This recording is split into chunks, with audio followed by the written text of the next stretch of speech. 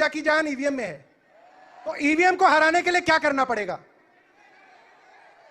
तो ईवीएम का खेल होता है 5% का, 10% का। इसको सेट किया जाता है कि 10% वोट बढ़ा देगी ईवीएम, 7% वोट बढ़ा देगी ईवीएम।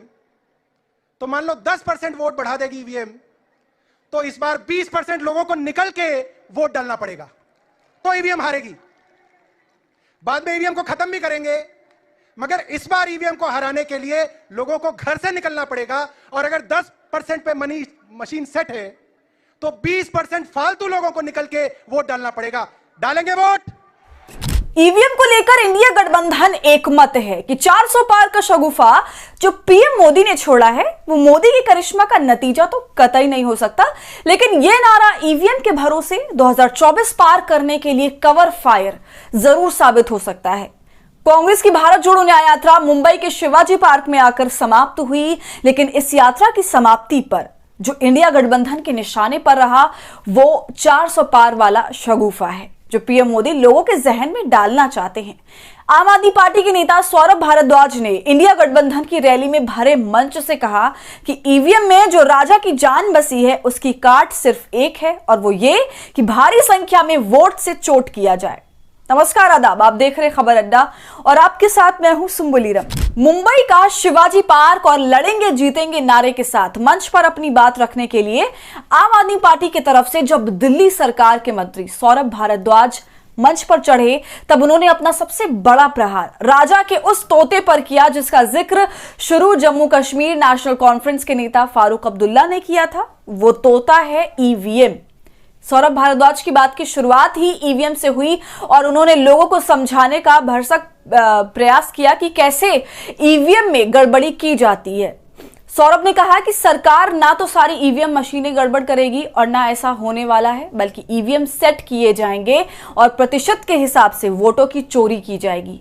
सौरभ भारद्वाज ने कहा कि ईवीएम से चोरी का फॉर्मूला ही यही है कि 5-10% वोट अपने पाले में घिसका लिए जाएं ताकि बाकी मिले हुए वोटों के साथ मिलकर वो 400 पार के जुमले को हकीकत में बदल दे।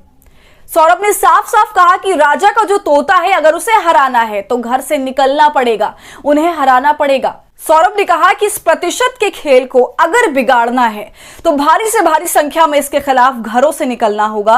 अगर 10% की चोरी ईवीएम से होती है तो 20% मतदान करना होगा ताकि जीत इंडिया की हो सके। सुनिए कि सौरभ भारद्वाज ने शिवाजी पार्क में आए हुजूम से और उनके जरिए हिंदुस्तान से क्या अपील की। अरे राजा की जान ईवीएम में है, तो ईवीएम को हराने के लिए क्या करना पड़ेगा? तो ईवीएम का खेल होता है 5% का, 10% का। इसको सेट किया जाता है कि 10% वोट बढ़ा देगी ईवीएम, 7% वोट बढ़ा देगी ईवीएम। तो मान लो 10% वोट बढ़ा देगी ईवीएम, तो इस बार 20% लोगों को निकल के वोट डालना पड़ेगा, तो ईवीएम हारेगी।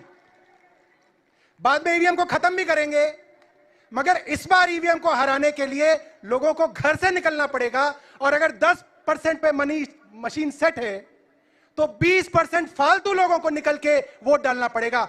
डालेंगे वोट? तो सुना आपने कि इंडिया गठबंधन की नजर में मोदी प्लस ईवीएम की हार का फॉर्मूला आखिर है क्या?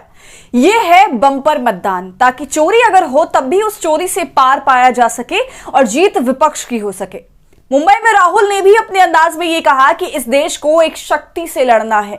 भले बीजेपी शक्ति को महिलाओं से जोड़कर यह दिखाना चाह रही हो कि कांग्रेस महिला विरोधी है, लेकिन समझने वाले समझ गए हैं कि राहुल जिस शक्ति की बात कर रहे हैं वो ना तो कोई दैवीय शक्ति है और ना नारी शक्ति, बल्कि एक आसुरी शक्ति है जो भारत के लोकतंत्र को खत्म करने और ईडी सीबीआई के वर्चस्व के युग की लड़ाई है। और ये पूरी लड़ाई ईवीएम से लड़ी जानी है, जिसे लेकर ये संदेश साफ तौर पर विपक्ष जाहिर कर रहा है कि ये राजा का तोता है। तो चुनाव आयोग और मुख्य चुनाव आयुक्त तो कह रहे हैं कि अधूरी हसरतों का इल्जाम हम पर मत डालिए। खैर, इल्जाम डाला जाए या ना डाला जाए, लेकिन जनता मत डालने जरूर जाए, ये अपील तो खबर अड्डा की भी है। तो इस वीडियो पर क्या है आपकी राय, हमसे कमेंट सेक्शन में जरूर साझा कीजिए। वीडियो पसंद आने पर इसे लाइक और शेयर कीजिए, और अगर आपने अब तक हमारे चैनल खबर अड्डा को यूट्यूब पर सब्सक्राइब नहीं किया है तो इसे अभी कर लें।